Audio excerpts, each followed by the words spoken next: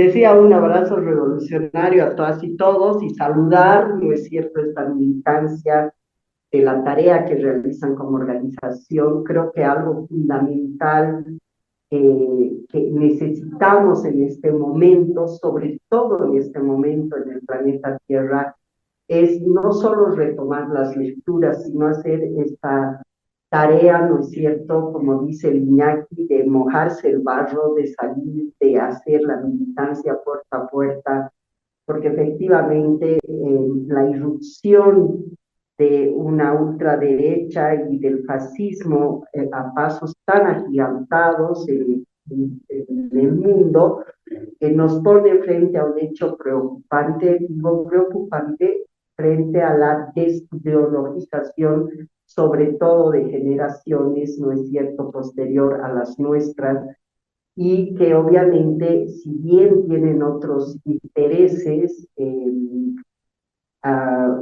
cercanos a su propia generación y a este momento de un siglo XXI donde se ha puesto en mesa y en debate todo, definitivamente cada vez releyendo no solo nuestras lecturas, que son alimento para el alma, sino en esta tarea de la guerrilla comunicacional en la cual nos hemos encontrado con Laura, con Isabel, con Henry, en tertulias en cuarentena, me permite reforzar una idea en un momento, hoy diría yo, ya una realidad, donde el siglo XXI está poniendo en la mesa de debate absolutamente todo.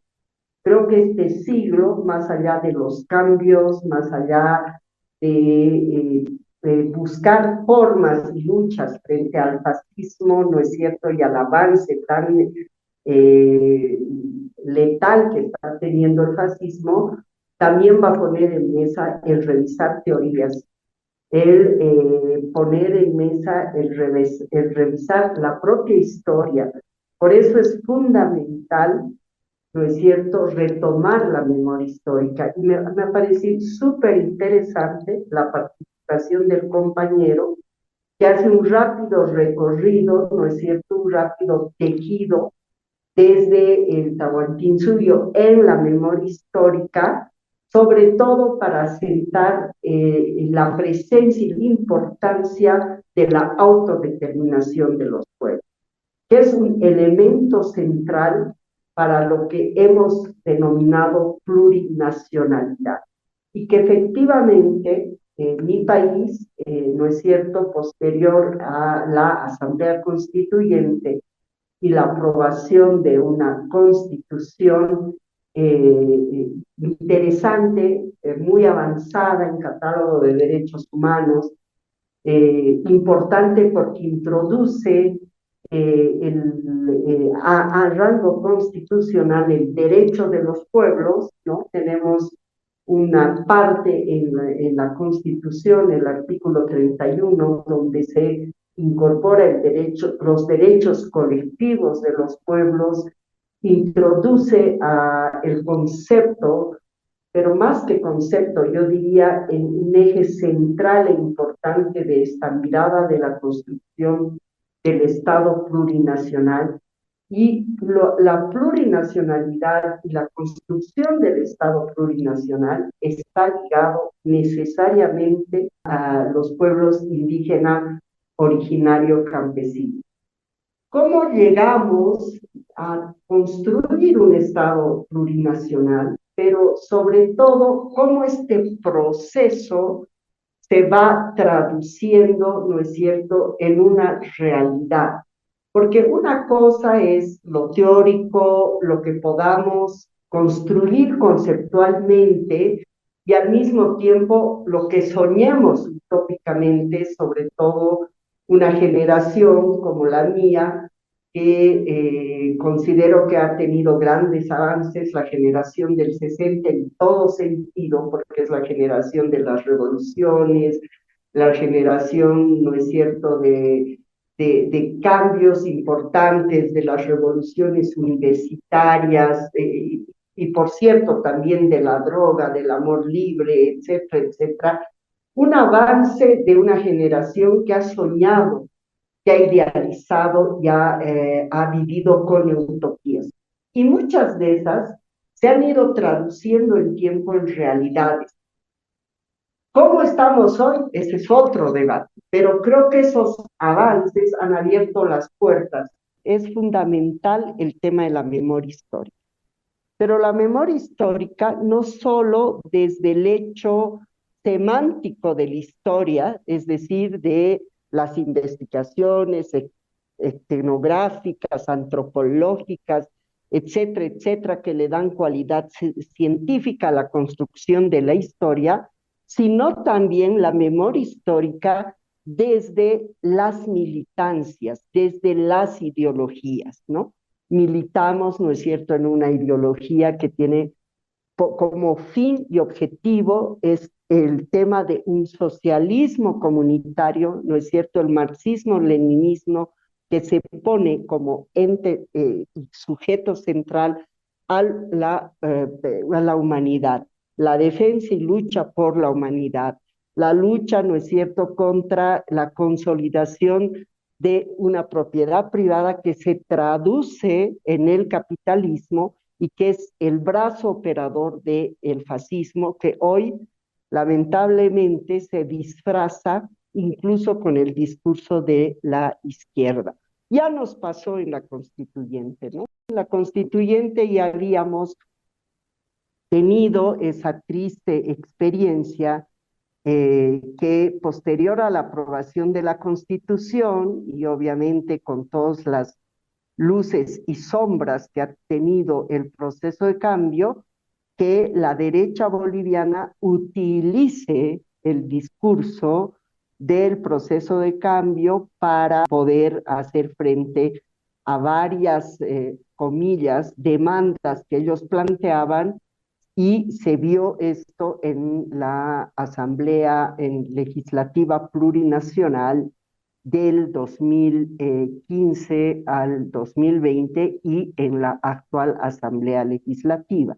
Y fue también uno de los factores que puso el escenario, el hecho de haber llegado a un momento en el proceso de cambio boliviano, en el proceso de consolidación del Estado plurinacional, de fractura que dio paso a un golpe de Estado de unas características distintas a la de la década de los 80, las dictaduras militares que hemos sufrido en nuestros países en la década del 80, 70 y 80 sobre todo, donde hemos perdido a muchas y muchos compañeros en el marco de lo que fue el Plan Cóndor. Entonces hay una serie de elementos que hacen a la memoria histórica y que fueron parte del debate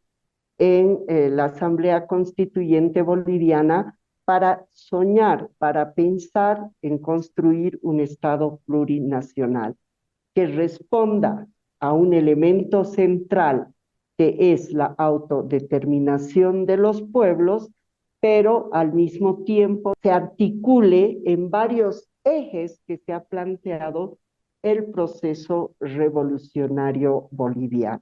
Para mí siempre queda suelto si no se teje necesariamente con la memoria, por un lado, y con hechos están siendo retomados en el presente. Por esto mismo que les mencionaba hace rato, la necesidad, ¿no es cierto?, de poner en mesa todo, de debatir y de ver cómo lo tejes, cómo rearticulas, cómo reconstruyes probablemente, o cómo debates, introduces nuevos conceptos, nuevas teorías, que no solo estén articuladas a la realidad de lo que es este siglo XXI, con una serie de elementos que también hacen a estas nuevas generaciones en su mirada de mirar el mundo, de mirar las realidades, pero además de mirar esta articulación colectiva, esta comunidad. Nos encontramos con jóvenes,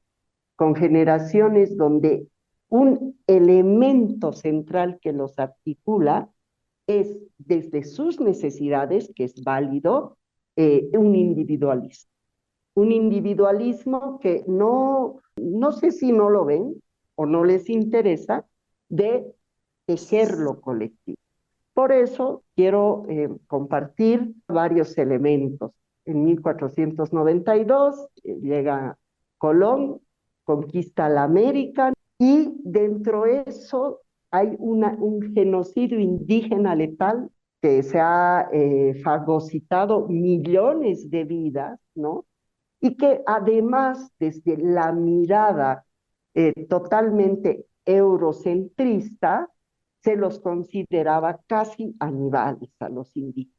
Entonces, lógicamente, si bien hay registros históricos, podríamos decir que no ha habido una devolución a ese derecho perdido de los indígenas de la América cuando la conquista española. Luego entramos en un proceso posterior ya a la colonización de las guerras por la independencia y la conformación de republiquetas. Pero simplemente mirando nuestra América nos termina dividiendo en países con fronteras, se hace una ruptura, diríamos, de un territorio de los pueblos indígenas originarios campesinos, el Tahuantinsuyo, que cubría desde Venezuela hacia abajo, ¿no es cierto?, hasta la Patagonia, y termina fracturándonos en países con fronteras que nos dividen, pero que en esencia tenemos esencias de idiosincrasia y culturales e incluso de idioma. En el tema quechua, por ejemplo, toda la parte del Perú, de Bolivia, de Chile, y en el caso guaraní, Bolivia, Paraguay, de idiomas que unen este territorio y que han sido fracturados producto de la construcción de republiquetas, que a la luz de la historia han dividido una fuerza que seguramente, y bueno, se lo intentó con el ALBA, cuando estuvimos entre el 2006 al 2016 pensando en la construcción de lo que sería la Patria Grande, la conformación de UNISUR, como una fuerza, ¿no es cierto?, de unidad, pero más que de unidad, de articulación de nuestros pueblos para hacer frente a, a ese momento de un mundo unipolar que hoy por hoy estamos avanzando a un mundo multipolar y que no sé si en algún rato América logrará articularse como esa fuerza que permita hacer ese triángulo entre lo que es el imperio, que se creen dueños del mundo, y la construcción de los BRICS hoy a la cabeza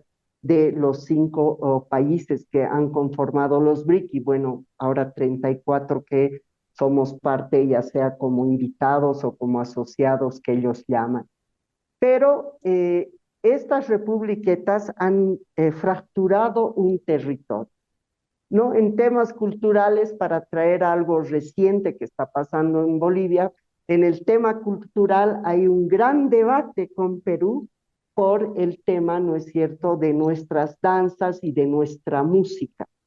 Y que mirando la historia, la música de este territorio grande, que era el Tahuantinsuyo, era de todos. Obviamente en el marco cultural, no hay danzas como la de Hablada, que es exclusivo y nacido en Bolivia ya, pero la música, ¿no?, tiene una articulación en este territorio del Tahuantinsuyo.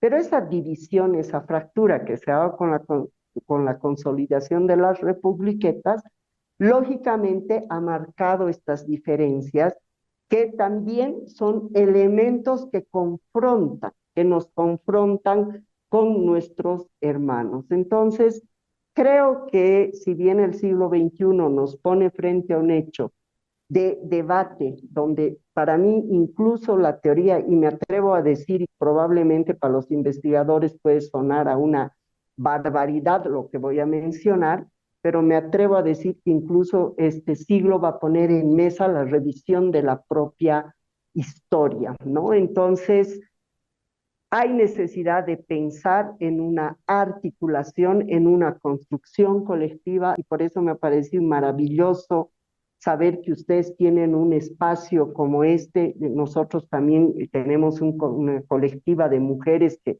tenemos nuestro espacio de debate y de encuentro y de análisis de coyuntura. Como lo decía Laura al inicio, pensar y soñar en un mundo mejor es posible desde los espacios en los que estamos, y que tal vez va a ser el momento de articularnos. Hay creo hoy algo que me parece fundamental y ponerlo también en la mesa, que la convocatoria a la construcción de la Internacional Antifascista por Venezuela es un inicio, un paso importante a pensar y soñar esta articulación de la recomposición de esta unidad del territorio antes de la colonización.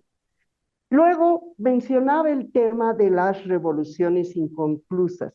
En el caso de nuestra americana ha habido procesos revolucionarios que han sido cortados, que no han logrado consolidar y cerrar el objetivo planteado.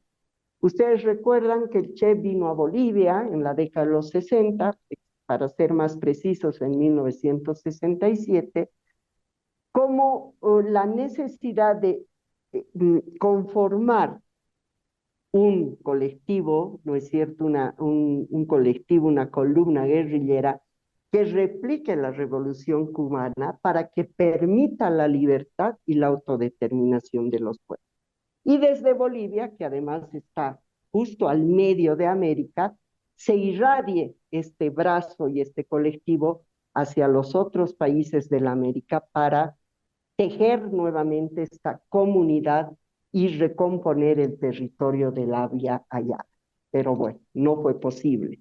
Y considero que fue una de las revoluciones inconclusas, porque a partir de ahí, y obviamente la ruptura, no solo con haber tomado preso y haberlo matado al Che, sino la ruptura y el corte que hubo a varios procesos revolucionarios que estaban surgiendo en la década de los 70 en nuestra América, fue la presencia y la imposición de las botas militares con las dictaduras de los 70 y de los 80, que nos ha afectado tremendamente, sobre todo el Plan Cóndor, Argentina, Chile, Bolivia. Todos han sufrido, pero esos tres países han sido los países que han tenido una pérdida de liderazgos, ¿no es cierto?, y de pensadores, y obviamente de camaradas, que incluso diría yo, ha anulado la posibilidad de esta continuidad, no solo de la difusión en términos de una propuesta ideológica, sino del entender lo colectivo frente a lo individual. Entonces, ha habido estos procesos de revoluciones inconclusas. En el caso de Bolivia, también otra revolución inconclusa que tenemos nosotros presentes en la memoria histórica, y que son las dos que abren la posibilidad de pensar en lo que fue y se denominó el proceso de cambio ya en la década de los 90 y posteriormente el 2000, es la revolución, ¿no es cierto?, de 1952-53, en la revolución del movimiento nacionalista, que hizo avances importantes, consolidó la reforma agraria, se aperturó el voto universal para todas y todos, sin este voto cualificado que había antes. No podían votar personas consideradas que eran ignorantes, que no eran doctores, no votaban las mujeres, entonces no votaban los pueblos indígenas originarios. Entonces obviamente ha habido también hay un corte de aquellos objetivos planteados diría yo, el inicio de gestación de un proceso revolucionario con el Che y la revolución del 52. Estos procesos de revoluciones inconclusas, en el caso de Bolivia, van abriendo, ¿no es cierto?, una senda, un camino en la década de los 90, que por cierto, a nivel mundial, la década de los 90 ha tenido un avance importante en materia de derechos humanos, ¿no?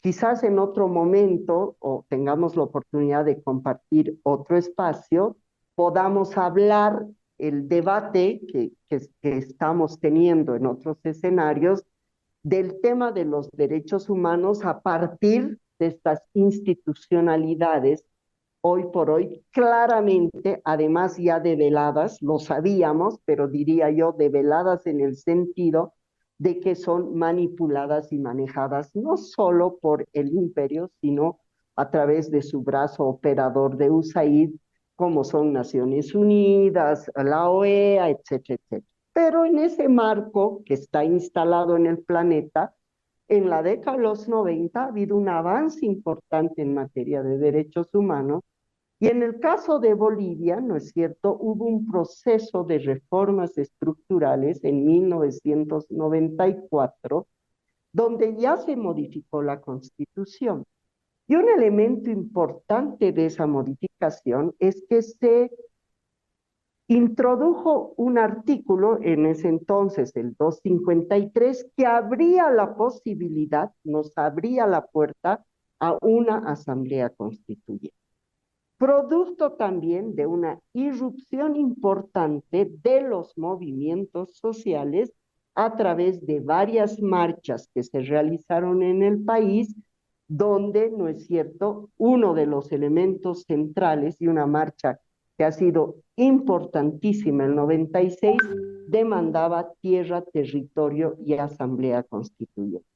Entonces ya en la década de los 90 en Bolivia, en paralelo, diríamos, la institucionalidad formal de los gobiernos, ¿no es cierto?, en el caso de Bolivia, esta línea de consolidación de derechos humanos. Bolivia ha suscrito casi todos los, y ha ratificado, no solo ha suscrito, casi todos los convenios, convenciones y tratados en materia de derechos humanos, y en el marco de las luchas sociales, la movilización de los movimientos sociales demandando, ¿no es cierto?, tierra, territorio, asamblea constituyente, derechos, la salida en ese momento de Humopar, la DEA, que a través de financiamientos de USAID hacían genocidio con los pueblos, sobre todo en la parte de el Chapare,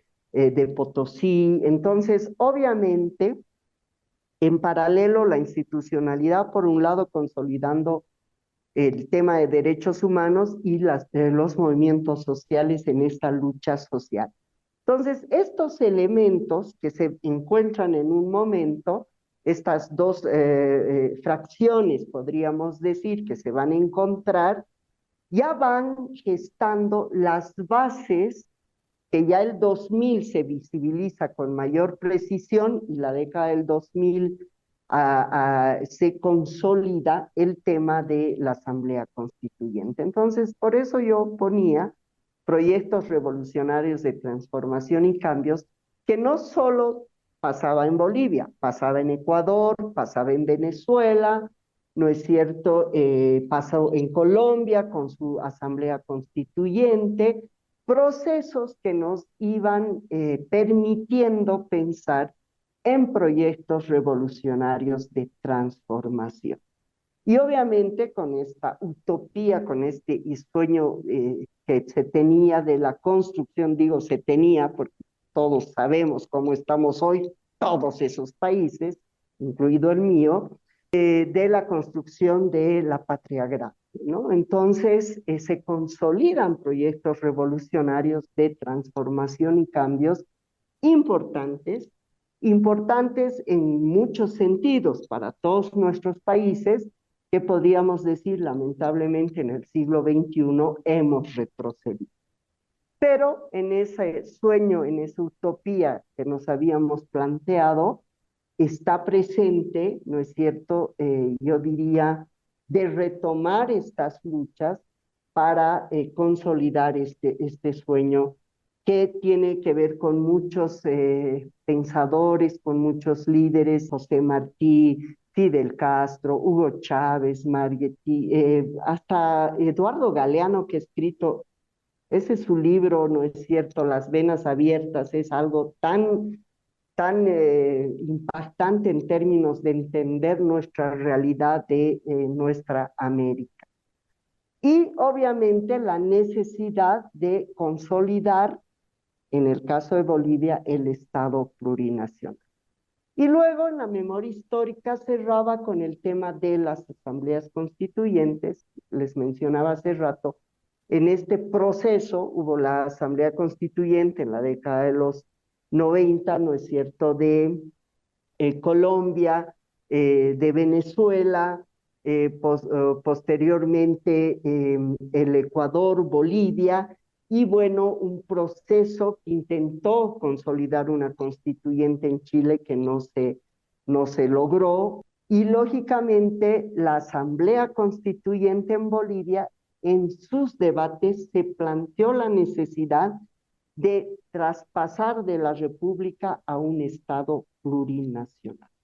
Y un elemento central, y lo he mencionado hace rato, que tiene que ver con el Estado plurinacional, es la autodeterminación de los pueblos. Entonces, cerraría rápidamente este rápido caminar de lo que es la memoria histórica. Hay elementos muy ligados al hecho de que no puedes pensar en la plurinacionalidad si no hablas, no es cierto, del tema de raza, de etnicidad, pero sobre todo, si no deconstruyes el tema del racismo. Y por ende, lo colonial y lo patriarcal, que son otros elementos centrales que ha sido parte del debate en la Asamblea Constituyente Boliviana.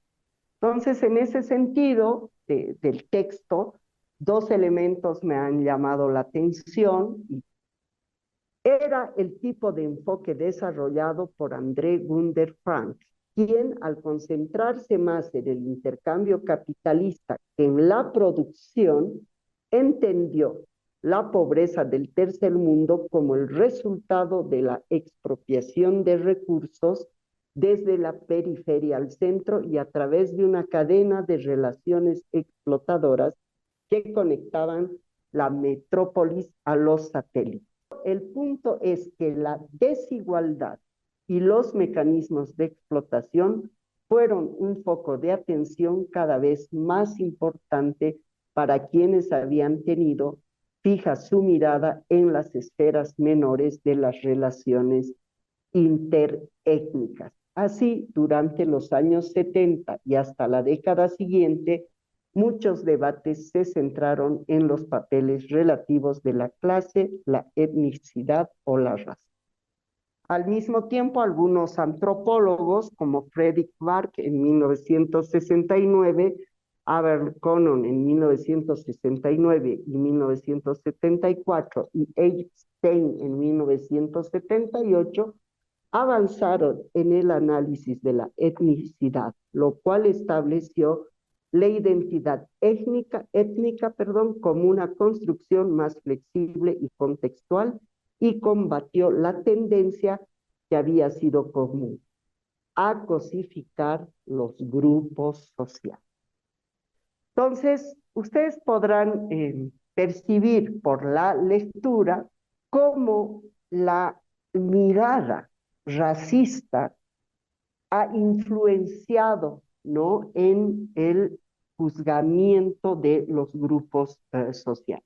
Y finalmente entramos esto de la plurinacionalidad y nos vamos a sentar en el Estado plurinacional, la utopía en construcción.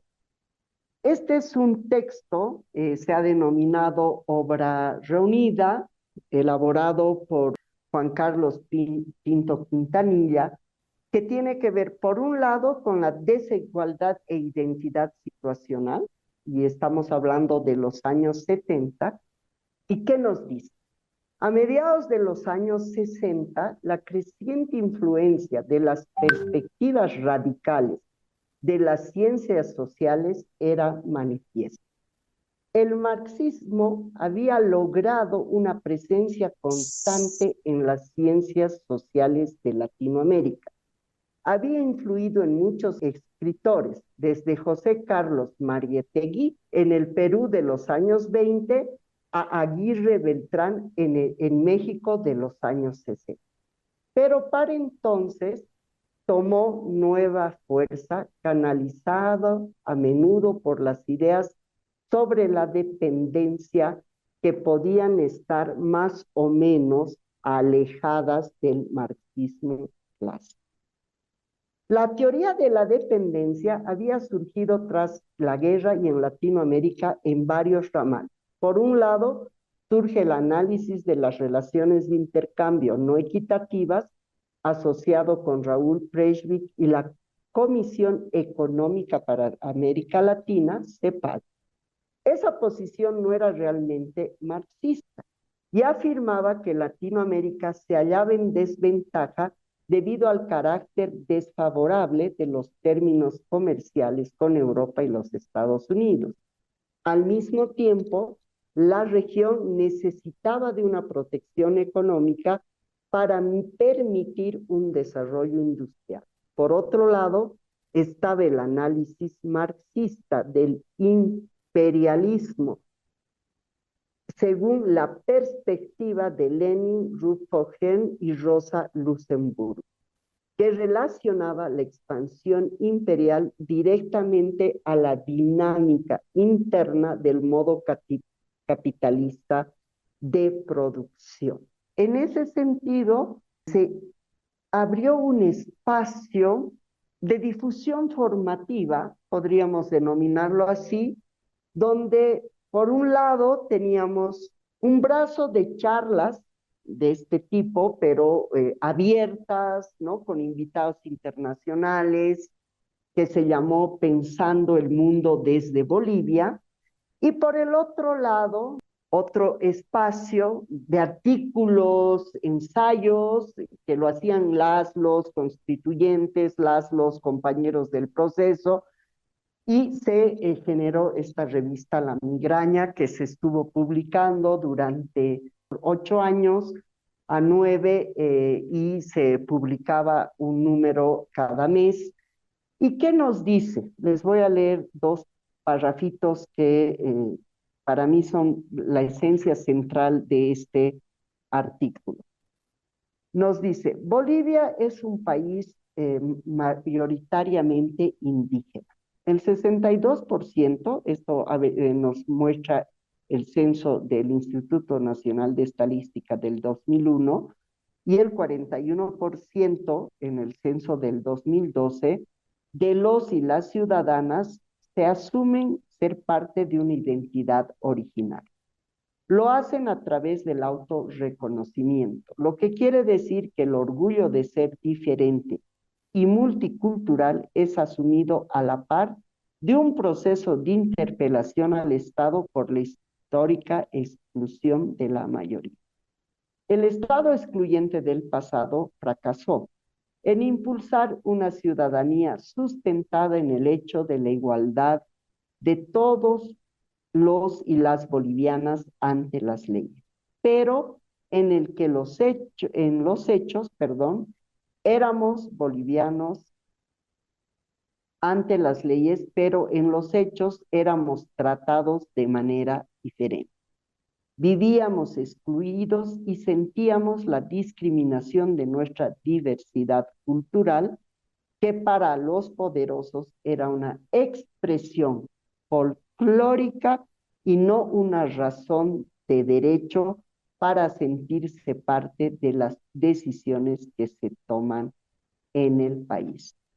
El proceso histórico creó dos sistemas, económico y político, que a pesar de estar obligados a la convivencia, desarrollaron formas excluyentes de coexistencia. Existían pedazos de Bolivia que tienen una lógica liberal que toma sentido a través del mercado y la propiedad individual, junto a una democracia representativa que se expresa a través de la libre concurrencia en comicios electorales donde los partidos son los principales actores.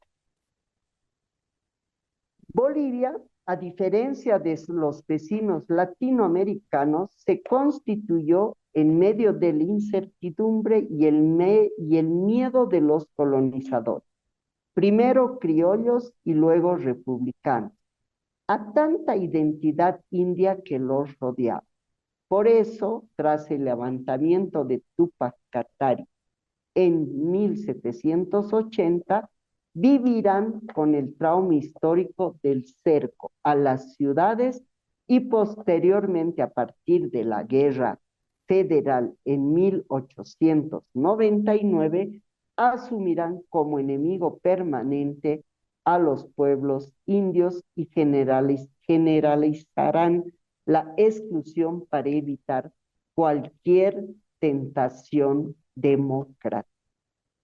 No fue casual en los años 90 que los pueblos indígenas del Oriente organizaran la gran marcha de cientos de kilómetros desde sus comunidades hasta La Paz, lo que les mencionaba en la memoria histórica, para expresar y detonar todo este cúmulo de exclusión y explotación silenciado en la vida republicana, que durante las guerras nacionales que se tuvo en los países vecinos que Bolivia perdió todas, fueron los pueblos indígenas originario campesinos quienes, estando al frente de las batallas como carne de cañón, defendiendo un país del que no se sentían parte y en el que no habían sido convocados a participar, iniciaron este proceso de identificación y reconocimiento de ellos mismos como parte de este país. Los pueblos indígenas originarios campesinos, la gran mayoría del país, solo presenciaron el cambio de rostro de los patrones en los diferentes momentos de la historia. Incluso los sectores progresistas, que antes que reconocerlos como protagonistas, les hicieran objeto de paternalismo y asistencialismo, expresiones también del colonialismo. Aún así, lo indígena originario campesino tejía con los años redes sociales cada vez más extensas y precisaba cada vez de mejor manera la demanda de construir un nuevo país. Asumían que la resistencia era parte de su propuesta histórica y mientras más eran reprimidos, más se reconocían a sí mismos en su identidad. Se afirmaban en su relación armoniosa entre ellos como comunidad y con la naturaleza. Y más, se diferenciaban de quienes tenían como política el odio, la codicia y el desprecio racista. Y en este tejido que articula esta parte de este capítulo, ¿no es cierto?, está el horizonte político de la inclusión que tiene que ver con la elección de Evo Morales como presidente, que significa un quiebre histórico en la historia boliviana. ¿Sí? Ha sido importante y solo así se ha podido pensar en una asamblea constituyente que nos permita, ¿no es cierto?, consolidar el Estado plurinacional. Ahora es obvio que en este marco de lo que les mencionaba, en la memoria histórica, ¿no es cierto?, de las revoluciones inconclusas, ha sido a Evo Morales Ayma que le ha tocado conducir este proceso de cambio, ¿no? Y ha permitido, lógicamente, que se pueda no solo reconocer, sino que puedan los pueblos indígenas originarios campesinos eh, tener los mismos derechos y oportunidades que hasta ese momento no hubiesen tenido. Un ejemplo que puede sonar hasta, no sé, hasta, ¿cómo diríamos la palabra? Superficial, esa es la palabra correcta. Antes, por ejemplo, las personas de pollera no podían subir al avión. Y aunque no lo crean, décadas de los 80, 90, o sea, no tenían acceso, no tenían la posibilidad. No era un tema de costos, era un tema, ¿no es cierto?, de esta mirada racista y de no reconocer a los pueblos indígenas, originarios, campesinos como iguales, ¿no? Todavía se percibe eh, eh, un racismo presente. Se ha recrudecido cuando la etapa del golpe el 2019-2020, pero creo que hemos logrado caminar y avanzar en el sentido de empezar a deconstruir el tema del racismo y, bueno, por ende la violencia, porque están íntimamente ligados en el país. Entonces, en el horizonte político de la inclusión ha sido fundamental e importante la presencia, ¿no es cierto?, del presidente Evo Morales, que ha conducido este proceso de cambio y que se ha planteado una serie de desafíos, ¿no? Se ha planteado un horizonte histórico para el vivir bien. Ahora, como estamos hoy y lo que ha pasado, han pesado más las sombras que las luces en el proceso de cambio. Esta también es una realidad que nos duele, que nos lacera y que nos pone frente al hecho de reflexionar cómo debemos reconducir la consolidación del Estado plurinacional.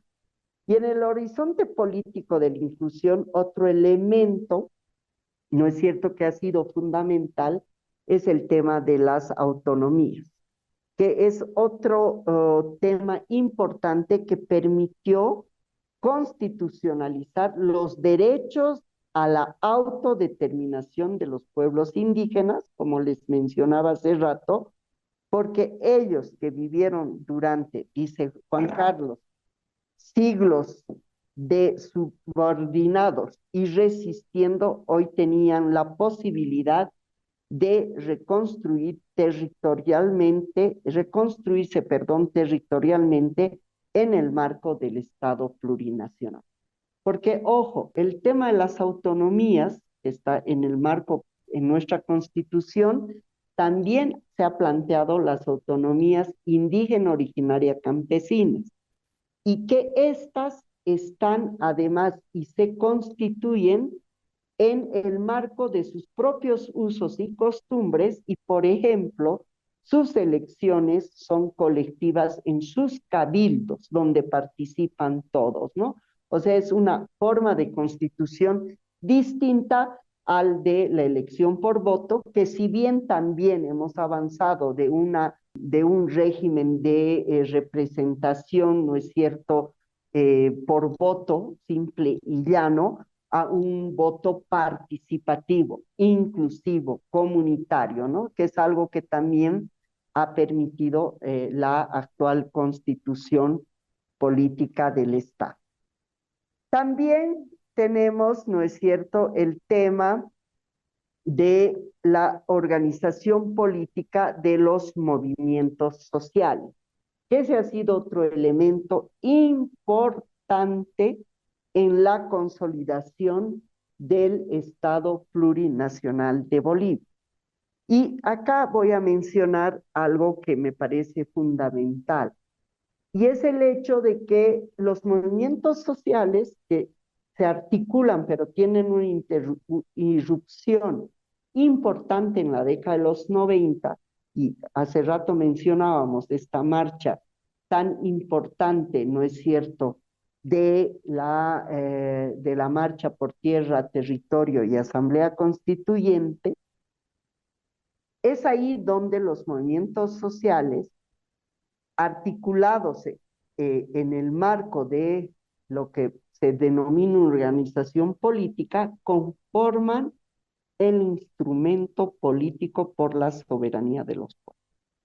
Hoy por hoy es muy conocido y a nivel internacional el MAS como partido político, que en realidad no es un partido político, ¿no es cierto? Es una articulación de movimientos, pero la esencia y el nacimiento de una como organización política es el instrumento por la soberanía de los pueblos.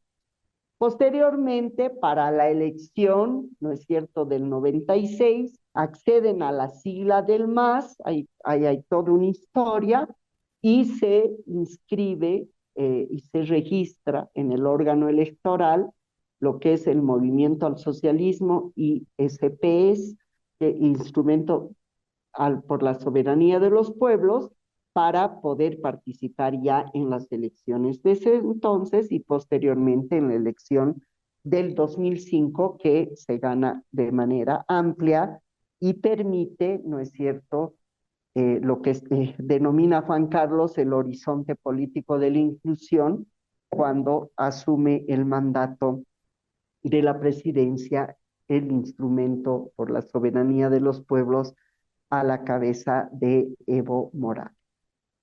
Y también esta organización de los movimientos sociales consolida el pacto de unidad. Y el pacto de unidad, en un debate que realiza por todo el país, y ahí hay algo interesante que no puedo dejar de mencionarlo por mi tema de militancia feminista, es que en paralelo las mujeres organizadas salieron a varios municipios en articulación con las organizaciones de mujeres de los movimientos sociales, entre esas, ¿no es cierto?, la Confederación de Mujeres Indígena Originaria Campesinas de Bolivia, que es Bartolina Sisa, y en paralelo el Pacto de Unidad, conformado por 5 organizaciones matrices, la CCTSUB, que es la Confederación Única de Trabajadores Campesinos, las Bartolinas, ya les mencionaba hace rato la denominación, el CONAMAC, que es la Organización de los Pueblos Originarios del Altiplano, el CIDOC, que es la Confederación Indígena de los Pueblos Indígenas del Oriente, y los interculturales, los antes denominados la Organización de Colonizadores, porque salieron de sus tierras, sobre todo del altiplano, cuando el decreto 21060 en la década de los 80, hacia, ¿no es cierto?, los valles y el oriente. Estas 5 organizaciones matrices, en paralelo a las organizaciones de mujeres, como les digo, haciendo un recojo de demandas en distintos lugares del país, hicieron un recorrido por todo Bolivia para consolidar propuestas a la constituyente. Y en el caso del Pacto de Unidad, se elaboró una constitución que fue la base, ¿no?, de la constitución política que hoy tenemos. Y ahí no puedo dejar de mencionar algo que me parece fundamental. La constitución política del Estado vigente de Bolivia, en el 90% de su estructura, de los 411 artículos que hoy tiene, es la constitución del Pacto de Unidad, construida y recogida desde los pueblos en todo el territorio nacional, en talleres, en mesas de trabajo, en reuniones de asambleas populares, en las comunidades, etcétera, etcétera. Es mentira que nos han traído una constitución hecha por españoles, más allá de que han habido españoles, como han habido españoles, han habido alemanes, han habido gringos, de todo lado han llegado al proceso constituyente de Bolivia. Estaban ahí, participaban, ¿no? Las organizaciones sociales presentaban sus demandas, las mujeres, las diversidades, los afrodescendientes. Ha sido una constitución súper participativa. La base, el 90% de nuestra constitución es la propuesta del Pacto de Unidad. Un tema fundamental y es la base central de lo plurinacional, también es el elemento del liderazgo indígena original. No hubiera sido posible en el caso de mi país, al aprobar la Constitución Política del Estado, consolidar un Estado plurinacional y transitar de la República al Estado plurinacional si no hubiese habido, ¿no es cierto?, el asentamiento y el reconocimiento de un liderazgo indígena original, que tiene historia y que traduce, por eso les decía, le tocó a Evo conducir el proceso, porque esta historia recorre a un proceso un poco más atrás, cuando decide los indígenas originarios constituir una representación política propia. Y esto tuvo que ver con la guerrilla catarista del EGTK, que era el ejército, ¿no es cierto?, guerrillero Tupac Katari, y que ha sido uno de los espacios donde se ha consolidado y ha dado paso a los liderazgos indígenas originarios. Obviamente, varios de ustedes deben saber que el fundador de esta línea indigenista fue Felipe Quispe, conocido como el Maico. Y posteriormente, en este marco de los liderazgos indígenas originarios, está el MAS, el Movimiento al Socialismo, IPSP, del Instrumento por la Soberanía de los Pueblos, y también está el movimiento indígena, el MIP, que él menciona y dice, el MAS y el MIP se empezaron a posicionar en sus respectivos espacios rurales como liderazgo, claramente identificados, que expresaban la existencia también de dos corrientes diferenciadas sobre la construcción alternativa al neoliberalismo. Por un lado, el MIP, con una importante representación en el campo aymara, planteó desde la CCTSUB, la Confederación Sindical Única de Trabajadores Campesinos de Bolivia, un discurso claramente indianista y reivindicativo de la existencia de la otredad india en Bolivia. Sin embargo, las consignas reivindicativas del nacionalismo aymara no le permitieron generar un discurso inclusivo de lucha con otros sectores y regiones del país. Y las traiciones internas y actuaciones individuales desgastaron una opción política, cuyo líder se estancó en la crítica personal a los nacientes liderazgos en lugar de hacerse parte del debate por la construcción de un nuevo país. En cambio, el MAS partía de otras bases sociales. Los cocaleros, que son una identidad intercultural creada por la expansión de los sectores campesinos hacia áreas económicas más rentables y en muchos casos guardan relación incluso territorial y de producción con su lugar de origen. Esto a los inicios de nuestro proceso de cambio. Hoy por hoy el MAS está igual que el MIP en la década de los 90, lamentablemente. En la construcción del Estado plurinacional, un elemento que también ha sido fundamental es que se constituye una nueva representación política indígena originaria campesina para un nuevo país.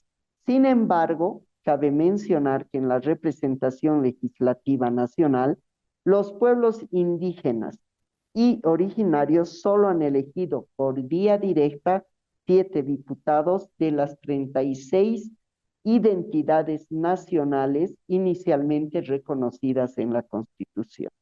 La Asamblea Constituyente había propuesto la representación directa, pero las negociaciones con la oposición y las regiones impidieron un mayor número para evitar que quiten representación a los departamentos. Estamos estructurados en senadores diputados, hay dos cámaras, y dentro de los diputados se eligen tres tipos de diputados. Unos que son los que denominamos los diputados plurinominales, que vienen casados en la elección y en la lista del presidente y vicepresidente. Es decir, que están en la franja de seguridad para poder ingresar. Los uninominales, que son votados en su circunscripción. Cada departamento cuenta con una cantidad de circunscripciones, por ejemplo, en el caso de La Paz tenemos 7, y cada circunscripción que te traza el departamento por zonas, qué sé yo, elige un diputado. Es decir, él va solito, o sea, cada partido político presenta un nombre y tú eliges y votas por ese diputado. Y un tercero que son, ¿no es cierto?, los diputados de representación indígena originaria campesina, que plantearon en la constituyente, con miras a consolidar lo del Estado plurinacional, que se elija a los representantes indígena originario campesinos por votación de acuerdo a las 36 naciones y pueblos reconocidos en la Constitución Política del Estado. Por ejemplo, tenemos el pueblo mojeño trinitario, que está asentado en la parte del Beni.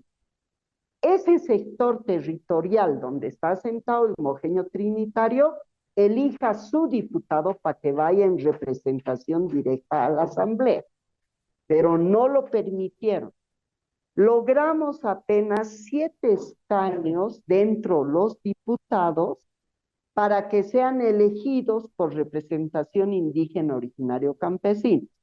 ¿Y qué lo hacen? A través, en el caso del pueblo aymara y el pueblo quechua, porque, por ejemplo, el pueblo quechua cruza Chuquisaca, Cochabamba, parte de Oruro, el pueblo aymara es Potosí, La Paz, también hay una parte quechua en Potosí.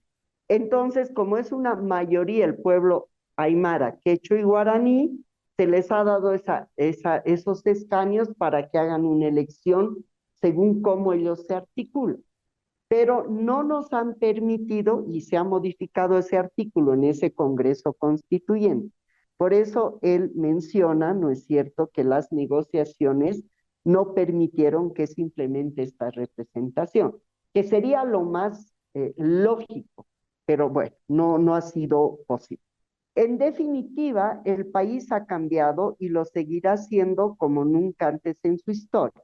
Los retos son grandes y las tareas mayores para que la inclusión y las reformas estructurales no se queden en un capitalismo liberal, más dulce y distribuidor, sino que generemos las condiciones para la construcción del socialismo comunitario con el poder de las organizaciones sociales.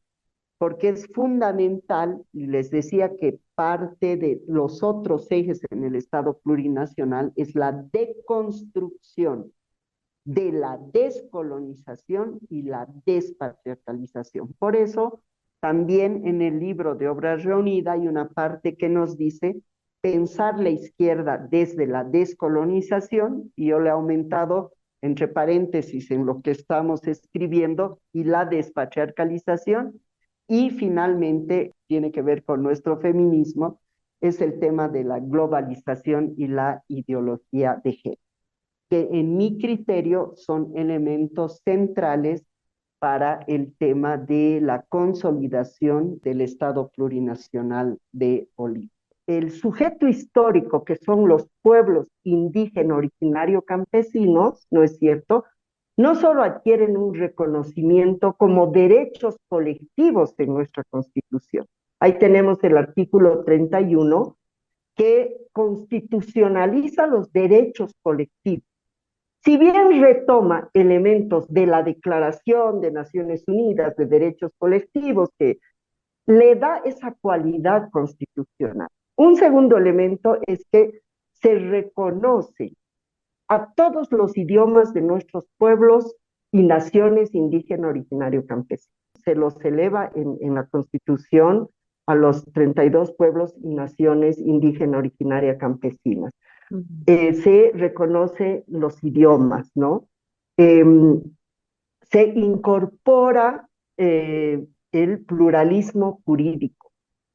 Tenemos un capítulo donde está inscrito el tema de la justicia indígena originaria campesina, mal llamada, mal conocida como justicia comunitaria, al mismo nivel de lo que sería la justicia ordinaria.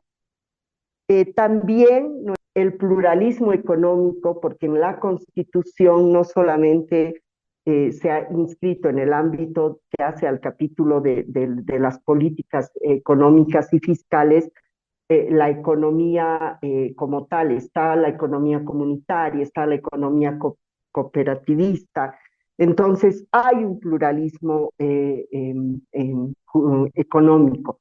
Hay un pluralismo político, ¿no? Se ha elevado a rango constitucional. Si bien vivimos en esta lógica de la democracia, y yo le voy a poner comillas a la democracia porque tengo ahí mis enredos con la democracia, ¿no es cierto? La democracia representativa, está la democracia comunitaria, la democracia participativa. Hay un pluralismo lingüístico, cuando les decía que se ha reconocido los 32 idiomas, efectivamente por el tema de población y la cantidad de ciudadanas y ciudadanos que en los censos 2001 y 2012 se han reconocido aymaras, quechuas o guaraníes, podríamos decir que son 3 idiomas más que se hablan con mayor eh, cantidad de personas en el país, aparte del castellano. Pero hay idiomas, ¿no es cierto?, como el mojeño trinitario, el yuracaré, el ayoreo, y hay lenguas como la lengua urus que se está perdiendo, pero esto va articulado, y eso, Henry, para que lo tengas presente en tu análisis, al tema de que en el sistema educativo plurinacional se han construido los currículums regionalizados que han incorporado el tema de preservar los idiomas que se estaban perdiendo, como la lengua uru, por ejemplo. Entonces, ha habido toda una estrategia y una propuesta. Y quiero hablar un poquito en pasado, porque lo que hoy estamos viviendo en mi país es como para cortarnos las venas y ponerse limón de lo mal que estamos haciendo en esta parte final por, y mandar, diría yo, por el tacho el proyecto político revolucionario de Bolivia. Pero en su momento se ha articulado, cuando vino la propuesta del proceso de cambio, allá por el 2000, 2003, 2004, ¿no es cierto? Y luego el 2005 se gestó un décalo. Teníamos 4 desafíos como proyecto político revolucionario para consolidar no solo la presencia del sujeto histórico de los pueblos indígenas originarios campesinos, la representación histórica de un líder indígena a la cabeza y la conducción del Estado, sino 4 desafíos que eran la revolución educativa, la revolución productiva, la revolución jurídica y la revolución cultural. Y si bien nuestro proceso de cambio fue denominado una revolución democrática y cultural como tal, fue, digamos, si ustedes quieren, el paraguas, ya para la constituyente ya se tenía una estrategia. Y en la revolución educativa consolidamos el sistema educativo plurinacional. Se hizo un cambio a toda la propuesta educativa que se había gestado, ¿no es cierto? Diría yo, en términos educativos, para un poquito mirar en la memoria histórica hacia atrás, hubieron 3 momentos.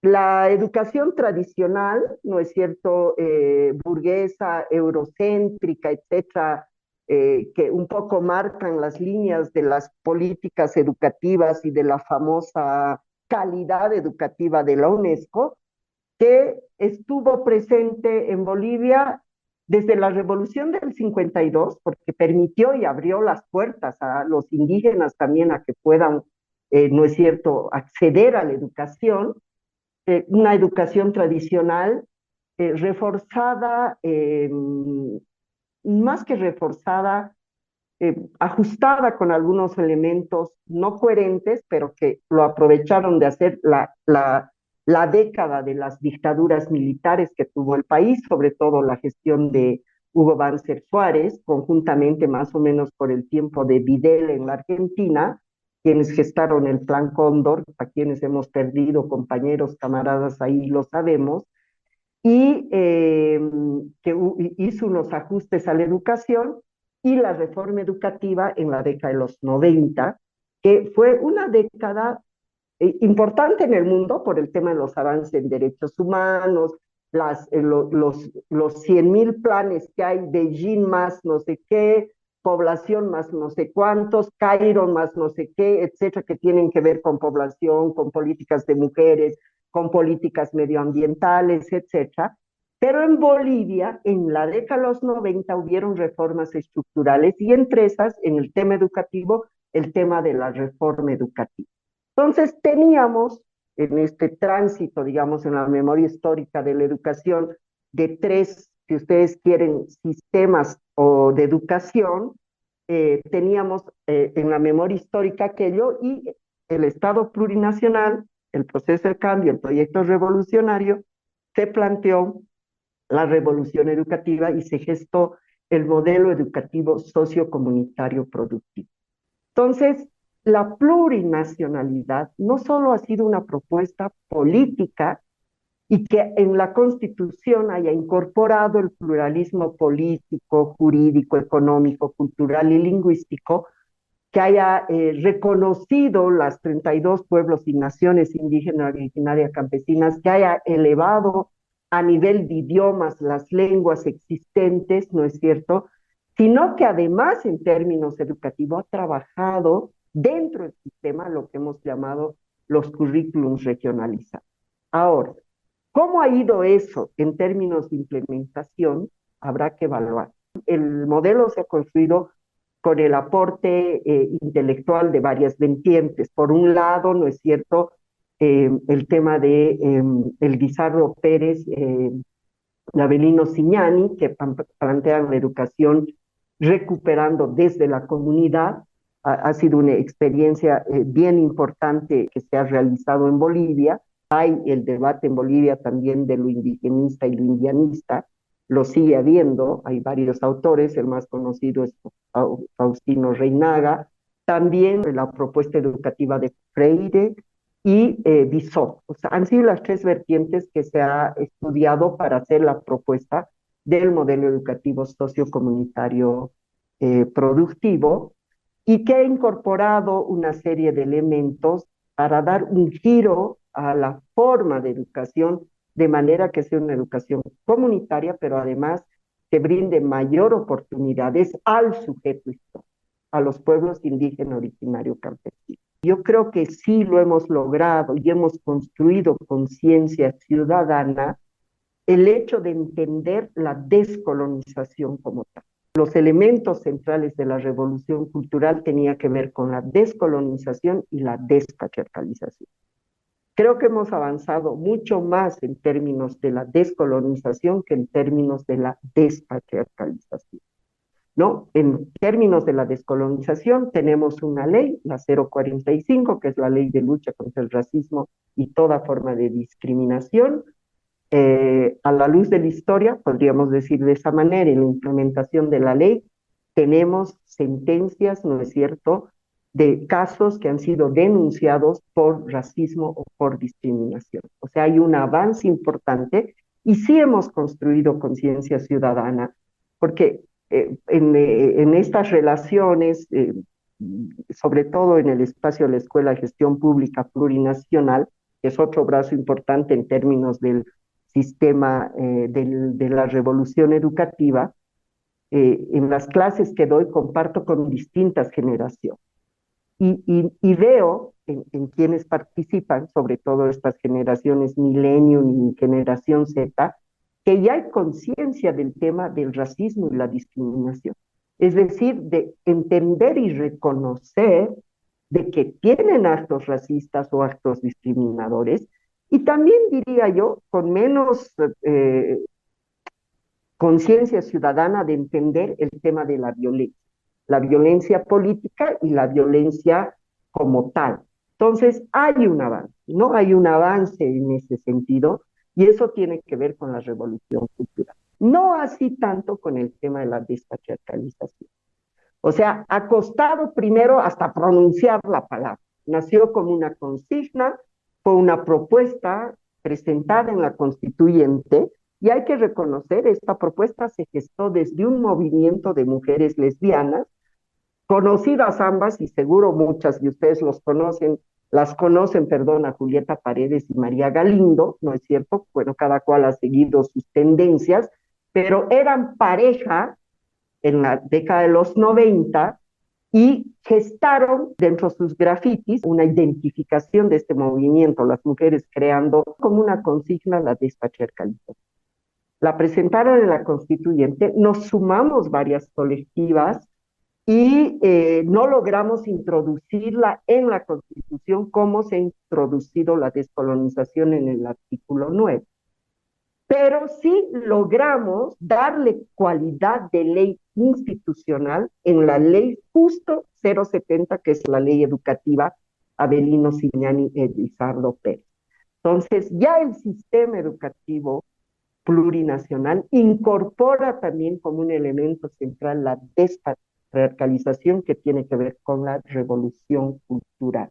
Es que la idea de las pensadoras, de las compañeras, en este marco de debate intelectual, de construir eh, una teoría conceptual de la despatriarcalización, es que la despatriarcalización supera el tema del género como tal, ¿no? Sí, algo que nos guste o no hay que reconocerlo, más allá de que el género tenga sus esencias imperialistas, ¿no es cierto?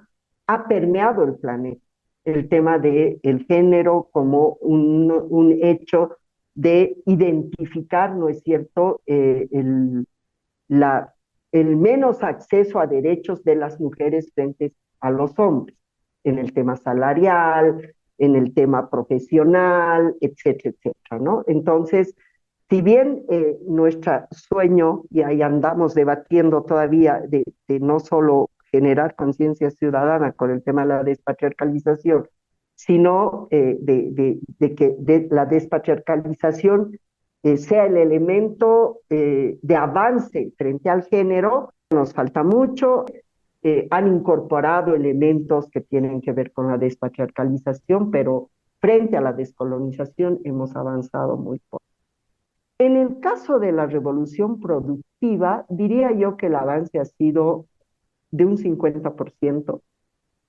Creo que esa es una de las razones para la crisis económica que estamos viviendo. Eso desde mi análisis personal, no soy economista, soy una convencida que si hubiésemos consolidado lo planteado en la propuesta de la revolución educativa, que se ha inscrito en algunas leyes, la ley 144, por ejemplo, ¿no? Es una ley que incorpora a las organizaciones económicas comunitarias, que le da una cualidad, que se ha recuperado algo en términos de los desayunos escolares en los municipios, etcétera, etcétera, porque el modelo educativo plantea que en la formación comunitaria hay que recuperar las tradiciones, los usos y costumbres, es decir, una unidad educativa en el municipio de Arque, en Cochabamba, que es uno de los municipios más pobres, recupere, ¿no es cierto?, dentro del tema comunitario. Se han hecho algunos, no en todas las unidades educativas,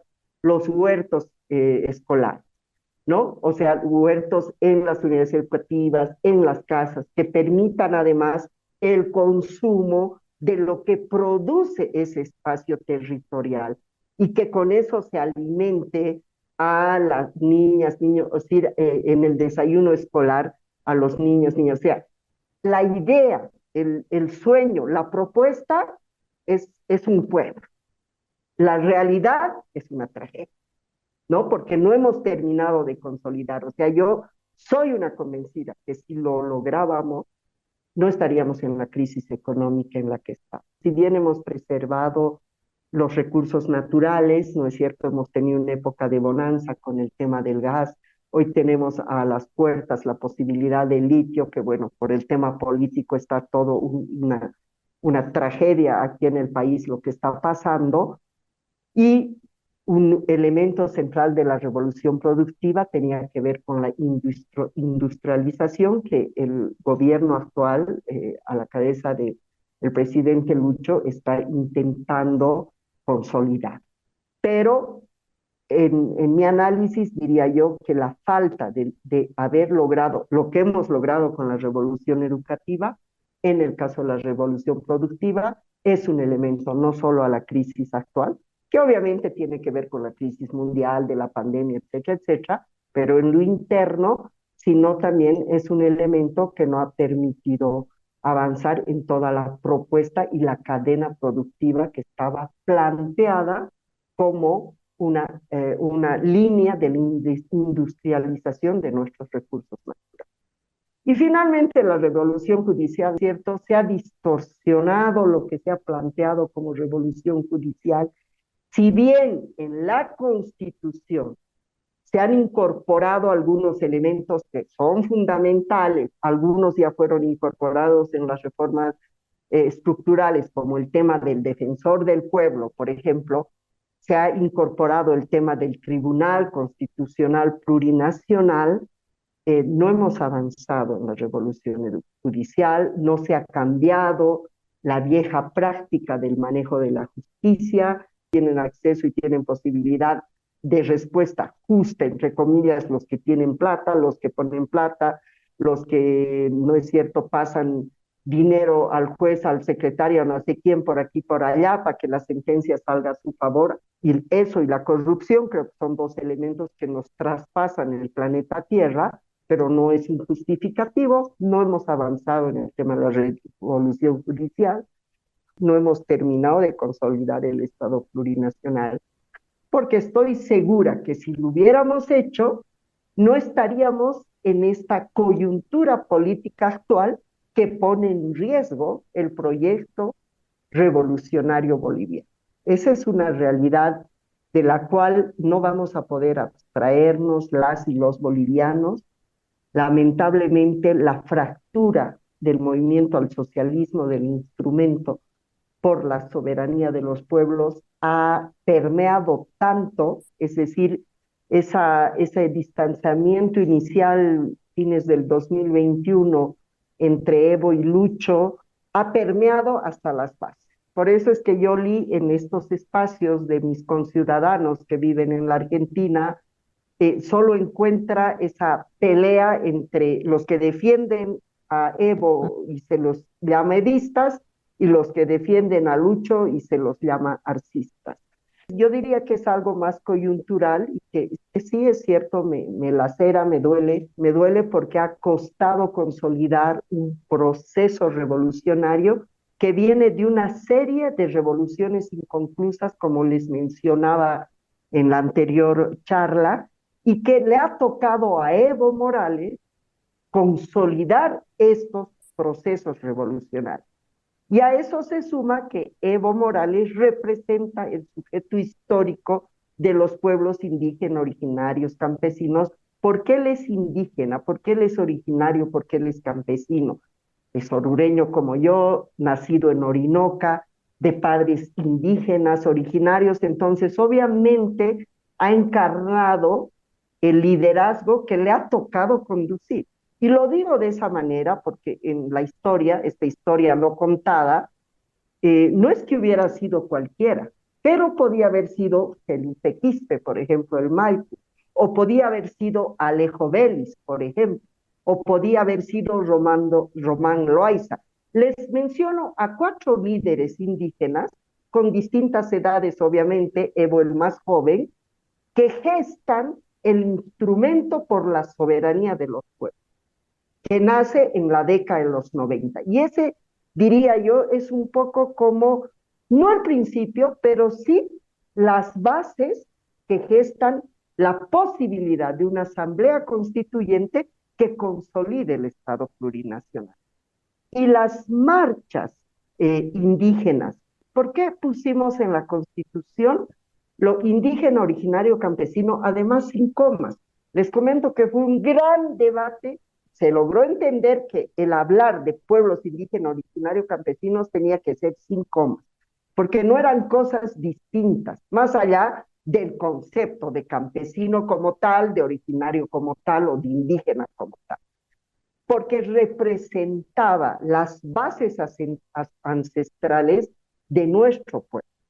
Los indígenas, que eran un poco, si ustedes quieren, asentados territorialmente en la parte del oriente, los originarios, asentados en la parte del altiplano y el valle, los aymaras y quechuas, como mencionaba Elías, ahí hay una cercanía con el Perú, ¿no es cierto? Precisamente por esta división del Tahuantinsuyo, nuestros pueblos aymaras y quechuas, igual que el pueblo mapuche, entre Chile y la Argentina, con Perú y Bolivia tenemos el tema de los pueblos aymaras y quechuas, y con Paraguay el pueblo guaraní. Entonces, en esa lógica de entender que lo ancestral de nuestros pueblos aglutinaba esta riqueza cultural, una idiosincrasia distinta que hacía sus propias condiciones de pueblos, que se puso pueblos indígena originario campesino.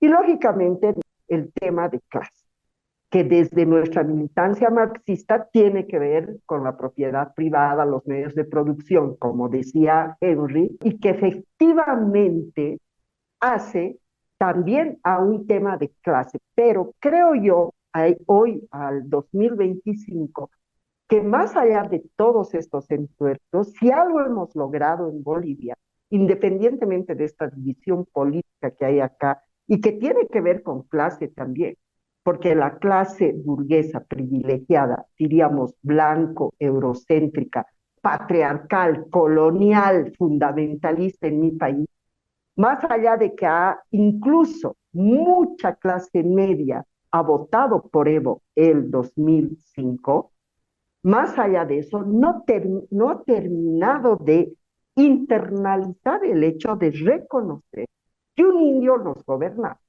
Y ese es un elemento que hoy dispara a la coyuntura política actual.